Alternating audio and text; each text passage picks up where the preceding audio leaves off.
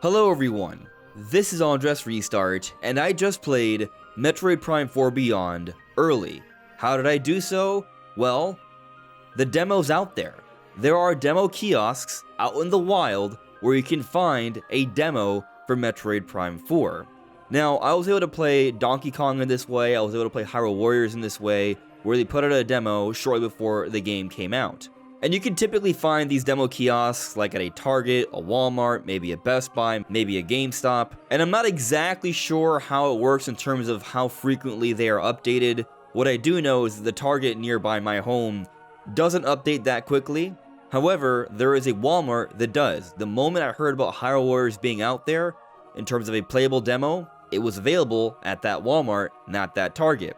So once I heard that Metroid Prime 4 demos were out there, I immediately went out to my closest Walmart, and sure enough, there it was. I didn't believe they would be there, but it was a playable demo for Metroid Prime 4 Beyond.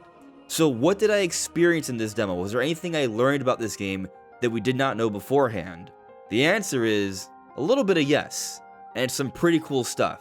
So that's what we're getting into today. Do you find yourself feeling tired, unable to take a good nap during the day from wherever you may be? Then perhaps you are in need of a soft, comfortable sleep mask that blocks out all light. Fortunately, Manta Sleep, the sponsor for today's video, has just that, a quality sleep mask. This sleep mask has super soft, comfy cushions that cover your eyes and block out all light. It's easy to adjust to different sizes, and it feels great to wear, and it's helped me personally fit in just a bit more rest during my days. So if you're looking to improve your sleep and energy, check out the Manta Sleep Mask using the link in the description below with my code SLEEPRESTART. And if you do so between the dates of November 19th to the 27th for an early Black Friday Cyber Monday sale, there is an additional 15% off the entire site, and you'll also get a free holiday recharge kit. Now's your chance. So when starting the demo, I was told that I would have 20 minutes to play through the demo, and I assumed that this would be taking place on Planet Tanimar, the beginning of the game. If you've seen the treehouse footage, that's what I assumed would be the demo, and spoiler, that was most of the demo, but there was a little bit more that I appreciated. And so what was that little bit more?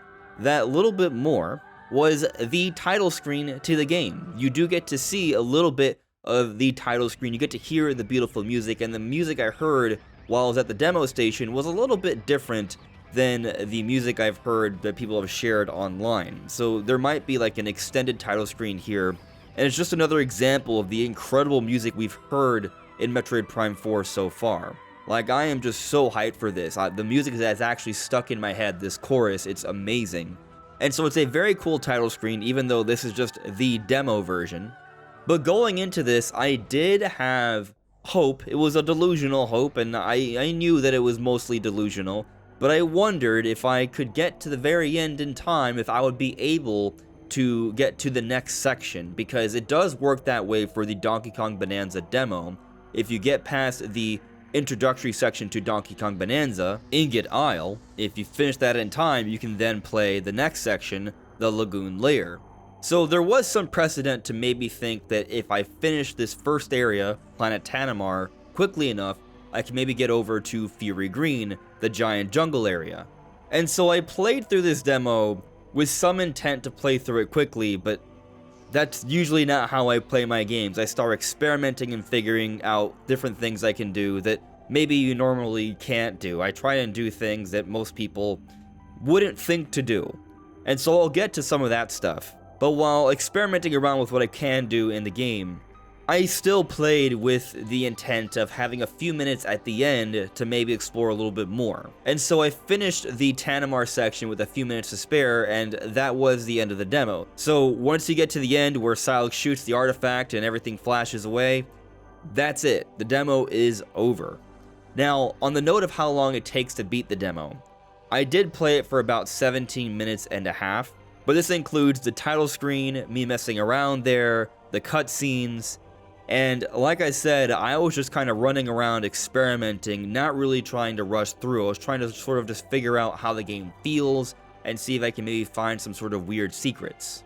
My overall impression is that if I was just trying to blitz through this, I could probably do it in less than 5 minutes. The hardest, longest part is Abrax, the boss fight at the end, which I'll get to. But yeah, you could finish this quickly. Like, I'm sure speedrunners will be able to find a way to get through this quickly. I think most people will probably take about 15-ish minutes or so to play through it, especially if it's your first time, just kind of trying to figure out how the game plays and learning the tutorials, reading things and all that. I would say about 15 minutes is how much it would take most people. And so my overall impression actually is that this is shorter or quicker than the Space Frigate to start Metroid Prime 1. The key differences though is that there's no escape sequence, and the boss fight in Metroid Prime 1, the Parasite Queen, you can beat in seconds. It's so easy. But Abrax is actually very difficult, which again I'll get to a little bit later.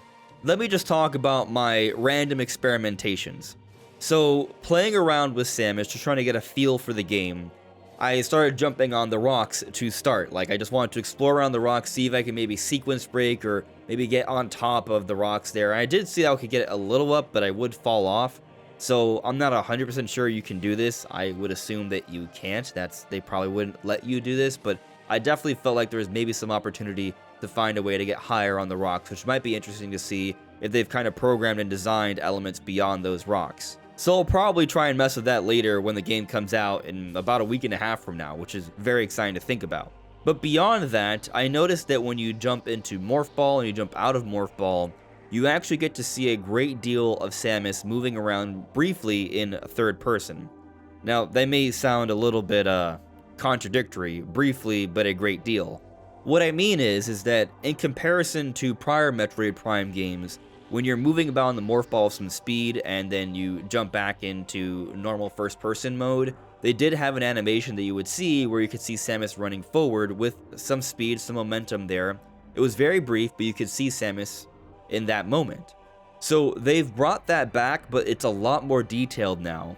And so when you switch from Morph Ball to first-person mode, there is a brief amount of time where you see Samus from a third-person perspective. You can see her entire body basically, and so you can actually be changing around your direction during this transition. So if you can move left and right, forward and backwards, you're going to see that. You're going to see Samus moving around, you moving around Samus in different directions during this brief period of time. So there's a lot more you can do here than in prior games, and it does have me wonder, since they've taken the time to actually program Samus moving around in third person where you are controlling her, could it be possible that there will be some sort of feature at some point in the game where you can play the game more so in third person? Personally, I'm not expecting that, nor do I necessarily want it, just because I'm happy with Metroid Prime as it is. Morph Ball mode is technically already kind of a third person mode, and now that they've introduced this cool little animation where you can actually see Samus moving around and you're controlling her in these brief moments when you transition from Morph Ball to first person mode and you can see her moving around, that's more so than we've ever gotten before in a Metroid Prime game. It's really cool to see, but I'm just pointing out the fact that they took the time to add this extra level of detail, and to think that they actually took the time to program you being able to see the movements you're making with Samus in third person. Some of the work has already been done, so I think it's at least possible, even though I'm not expecting it or predicting it. If I had to make a prediction, I'm going to predict that it's not there, but it might be, so that's why I'm talking about it. Anyways, it's really cool to see this. This is something that I don't think many people have really mentioned. Like, we have seen some people talk about it briefly, but there's really a lot you can do with it, so it's very cool. And I'll even mention that you can do a little bit more. So, for example, when you're in the Morph Ball mode, you can jump, and so if you transition to first person mode, when you're jumping in Morph Ball mode, you actually see Samus's body in third person rising up vertically.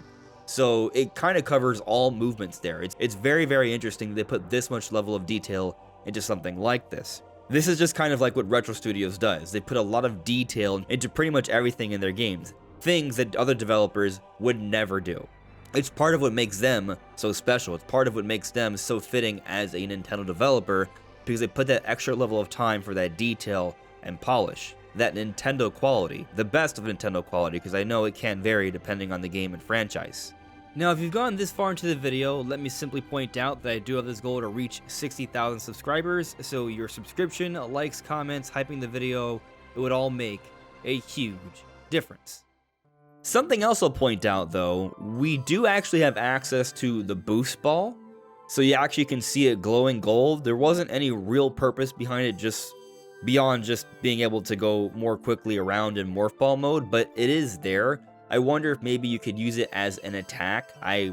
Maybe I'll try that next time. Maybe I could use the boost ball to like tackle different space pirates, or maybe even tackle Abrax. That would be interesting to see if possible. I kind of doubt it because he's such a big boss, but maybe there's that possibility there. And Samus also has her double jump, the space jump. So it's not just the one jump, but she can also jump again while she's in the air. And so I came to realize that the Samus that we have in this demo is a pretty strong version of Samus. Like, she has more abilities than what she normally does. And now the more I think about it, I actually think she has 30 missiles to start this time, which I believe is more so than normal? Yeah, I actually just went back and checked. Like in Metroid Prime 1, you only have 15 missiles to start, but in Metroid Prime 4, you have 30 missiles to start, and they were needed, and I'll get to that a little bit later. But just kind of sticking to this idea that Samus has more abilities than usual, there's actually something else I noticed about the way the game plays that I think is really interesting.